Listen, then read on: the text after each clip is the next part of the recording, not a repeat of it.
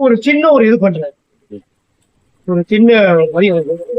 அந்த வழி ஒரு ஒர்க் அவுட் ஆகுமா ஆவாதான்னு சொல்லிட்டு இது பண்றாரு. அந்த வழி எப்படி வருதுன்னா கதாநாயகியை பார்த்ததுக்கு அப்புறம் தான் வருது. கதாநாயகி இவங்க 2 பேரும் ஒண்ணு சேர்ந்தாங்களா இல்லையா? கதாநாயகி என்ன பொய் சொல்லி இவர் ஏமாத்திருக்காரு? எப்படி வந்து விஜய் டிவில ஓடுற சிறுகடி காசு சீரியல்ல வர மனோஜ் ஏமாத்துற கேரக்டரும் இதுலயும் கிட்டத்தட்ட வந்து அப்படிதான்.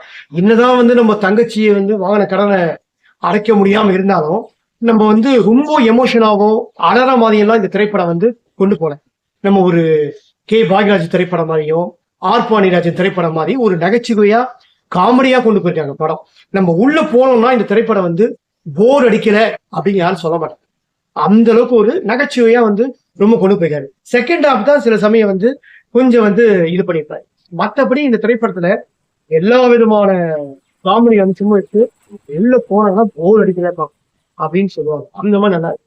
கதாநாயகன் இந்த திரைப்படத்துல ஃபர்ஸ்ட் திரைப்படம் ரொம்ப அழகா நடிச்சிருக்காரு. அதாவது என்ன சொல்றதுன்னா ஃபர்ஸ்ட் திரைப்படம் தெரியாத அளவுக்கு இந்த திரைப்படத்துல வந்து ரொம்ப அழகா நல்லா நடிச்சிருக்காரு. கதாநாயகி நிவேதா ரொம்ப அழகா பண்ணியிருக்காங்க. அவர் நம்ம சரவணன் சுப்பையா, சரவணன் சக்தி, இது கதாபாத்திரம் எல்லாமே கூட கிடைக்கிற சப்போர்ட்டிங் கேரக்டர். அப்ப நம்ம